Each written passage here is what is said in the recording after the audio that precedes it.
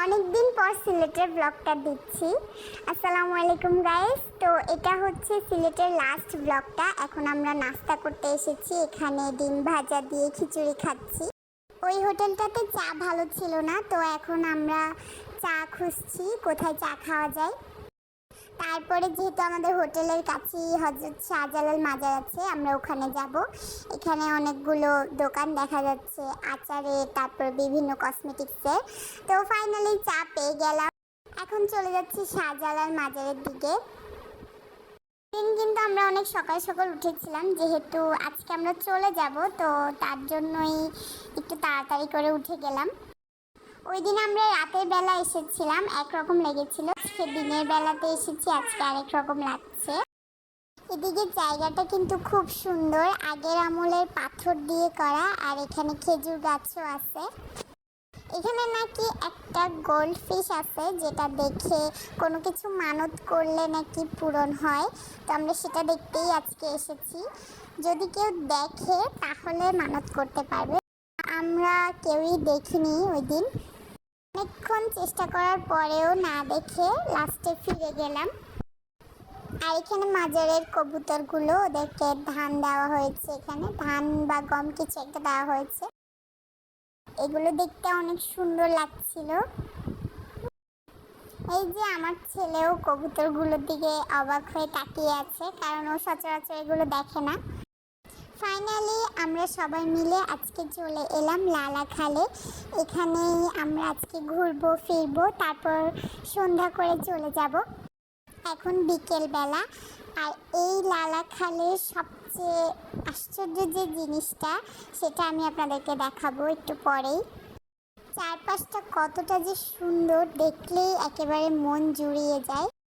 এখানে পাড়ে কিন্তু অনেক মানুষ গোসল করছিল, অনেক মানুষের এখানে বাড়িঘরও ছিল পাশে।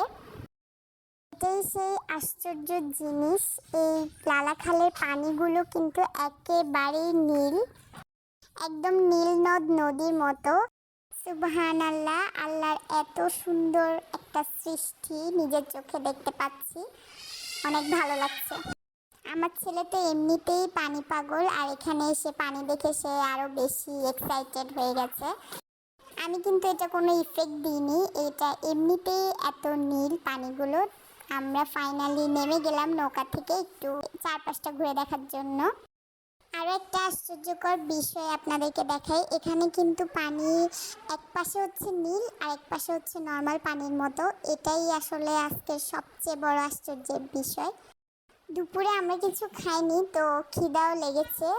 এখানে একটা ছোট্ট দোকান পেয়েছি, এখান থেকে ভাবলাম যে কিছু খেয়ে যাই। এখানে একটা ঝালমুড়ি খেলাম আমি। এত নির্জন একটা জায়গায় যে দোকান থাকবে, এটাই কল্পনার বাইরে ছিল। যাই হোক, একটা রং চাও খেলাম, মাথাটা ধরেছিল। এখন যাবার পালা, আর এত সুন্দর প্লেসটা রেখে যেতেও ইচ্ছে করছে না।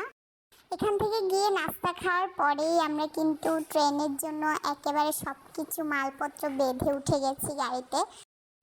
এই তো আমাদের ট্রেনটাও চলে এসেছে, তো এখন আমরা ট্রেনে উঠে বসে গেছি। সিলেটের জন্য খারাপ লাগছে, আজকে 3 দিন ধরে আমরা সবাই একসাথে ঘুরেছি ফিরেছি খেয়েছি, তো এই যে সবাই বসার জন্য তড়িঘড়ি করছে। ফাইনালি ট্রেন ছেড়ে দিয়েছে, তো আমরা রাতের ট্রেনে যাচ্ছি, ভোরে গিয়ে পৌঁছাবো। রাতের বেলা খাওয়ার জন্য আমরা এখানে খাবার নিয়ে নিয়েছি, তো রাতে প্রায় 10টার দিকেই আমরা খেয়ে ফেলেছি। এটা ভোরবেলায় আমি ক্যাপচার করেছি, এত পরিমাণ ঠান্ডা কুয়াশা পড়ছিল, একেবারে জমে গিয়েছিলাম। আর রাতে তো ঘুমাতেই পারিনি, কারণ আমার গাড়িতে বা ট্রেনে যেখানেই হোক আমার ঘুম আসে না, তো রাতে টোটালি ঘুমাইনি। যাই বলো, এই ট্রেন জার্নিটা কিন্তু অনেক মজার, আমার কাছে পার্সোনালি তো অনেক ভালো লাগে।